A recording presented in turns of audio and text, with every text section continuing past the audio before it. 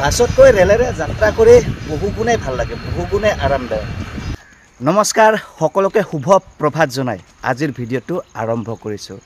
শুভ প্ৰভাত জনোৱাৰ কাৰণটোৱে এইটো হ'ল যে এতিয়া ৰাতিপুৱা 5টা বাজিল আৰু মই এতিয়া আছোঁ আজ্ঞাথুৰি ৰেলৱে ষ্টেচনত।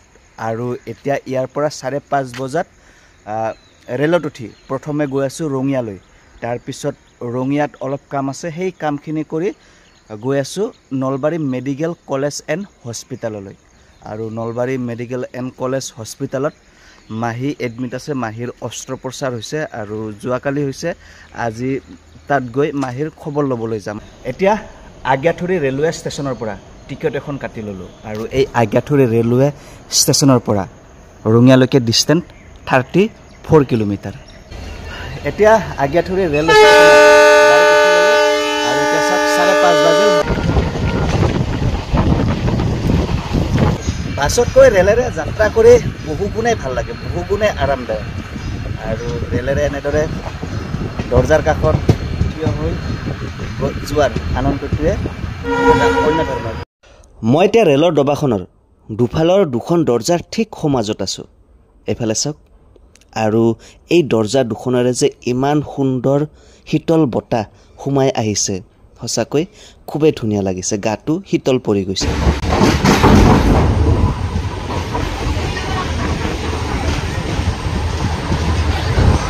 এতিয়া পাই গ'লোঁ ৰঙিয়া ৰেলৱে ষ্টেচন আৰু ৰঙিয়া ৰেলৱে ষ্টেচনৰ পৰা অলপ দূৰ যাব লাগিব। এতিয়া ষ্টেচনৰ পৰা গাড়ীখনত বহি লৈছোঁ আৰু মানে একে ৰোগী পাই গ'লোঁ। এফালে এই দাদাজনো আহিছে আৰু তেওঁ তাতে আহিছে। এইবাৰ প্ৰথম লগাবনে? আহি থাকোঁতে প্ৰকাণ্ড কোব্ৰা এটা দেখিবলৈ পালোঁ, ৰাস্তাটো পাৰ হৈ সেইফালে গৈ আছে। মই ঘৰৰ পৰা 5:30 বজাত ওলাই এইখিনি ঠাই 7 বজাত পালোঁ। আৰু এইফালে চাওক, ইমান দীঘলীয়া গাড়ীৰ লাইন। তেওঁলোকে বা কিমান সময়ত, কিমান আগতে আহি ইয়াতে ৰখি আছে, আৰু বা তাত কিমান মানুহৰ জাম লাগি আছে, গৈ চালেহে দেখিবলৈ পাম। আৰু এফালে লাইন চাওক, কিমান দীঘলীয়া লাইন। 7 বজাত পাইছোঁ, তথাপিও ইমান দীঘলীয়া লাইন। ভবাই নাছিলোঁ লাইনটো যে ইমান দীঘলীয়া হ'ব ইমান ৰাতিপুৱাই। মানুহবিলাক মানে ইমান যে তৎক্ষণাত আহি গৈছে। ক'ৰ পৰা আহিছে আপুনি? কেন্দুকণা। একে চুলিৰ সমস্যা। আপুনি? ৰঙিয়া। আপুনি? ধুবুৰীৰ পৰা আহিছে। আৰু দাদা আপুনি? কুমাৰীঘাটৰ পৰা। দাদা আপুনি? দৰঙৰ পৰা। আপুনি? ৰঙিয়া। First time. দাদা আপুনি? হাজোৰ পৰা। চব চুলিৰে সমস্যা। খুৰী আপোনাৰো নেকি চুলিৰ সমস্যা? মোৰ আগত আৰু মোৰ পিছত কিমান মানুহ আছে আপোনালোকক দেখুৱাই দিছোঁ। মই মানে মাজতে আছোঁ। আৰু এইফালে পিছৰ ফালে চাওক কিমান মানুহ, নেদেখালৈকে মানুহ।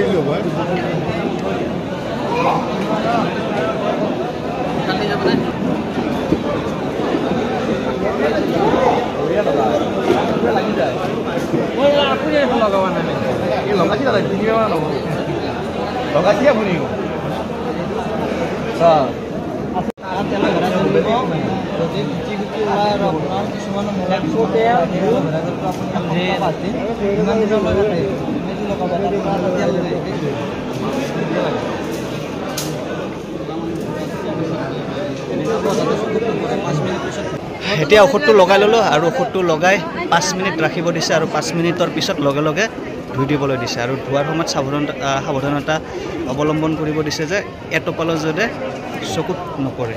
ৰঙিয়াত ঔষধ লগাই ল'লোঁ আৰু ঔষধ লগাৰ পিছত জেল আৰু হেয়াৰ গ্ৰ'থ যিটো তেল আছে সেই তেলটো লৈ ল'লোঁ। এতিয়া ৰাতিপুৱা 10টামান বাজিল আৰু ঔষধখিনি লগাই মই চিধাই হাইৱেলৈকে গৈ আছোঁ। আৰু এই বেটাৰী গাড়ীখনত উঠি ৰঙিয়া টাউনৰ মাজে মাজে ৰঙিয়া টাউনখন পৰিভ্ৰমণ কৰি কৰি গৈ আছোঁ।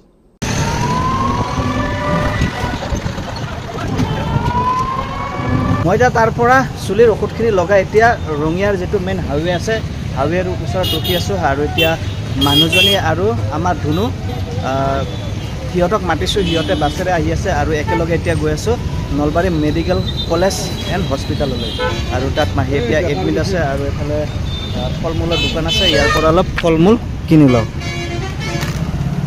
আৰু ইয়াৰ পৰা মাহীৰ কাৰণে অলপ ফল মূল লৈ ল'লোঁ এতিয়া ইয়াতে মেইন হাৱেত উঠিম মই এতিয়া ৰঙিয়াত ধুনুহঁতৰ কাৰণে ৰখি আছোঁ আৰু এফালে কোনোবা মন্ত্ৰীৰ কনভয় গৈ আছে এফালে যদি চাই কনভয় গৈ আছে আৰু এতিয়া ধুনুহঁতে অহালৈকে এতিয়া ৰখি আছোঁ এতিয়া ধুনু আৰু মানুহজনী আহি পালে আৰু তিনিজনে বাছত একেলগ হৈ এতিয়া গৈ আছোঁ ঘগ্ৰাপাৰলৈ আৰু এফালে ধুনুজনী খিৰিকীৰ ওচৰৰ চিটখনত বহি লৈছে এতিয়া আমি তিনিজনে এতিয়া গৈ আছোঁ নলবাৰী মেডিকেল কলেজ হস্পিটেলত মাহীৰ খবৰ ল'বলৈ এতিয়া আমি ঘগ্ৰাপাৰৰ পৰা বেটাৰী গাড়ী এখনত উঠি ল'লোঁ আৰু এই গাড়ীখনত গৈ আছোঁ মেডিকেললৈ আমাৰ ধুনু আগত বহি লৈছে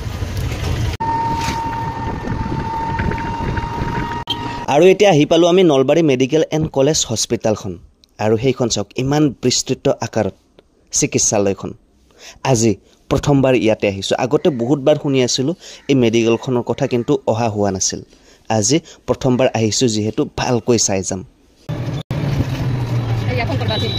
আৰু এইখনে হৈছে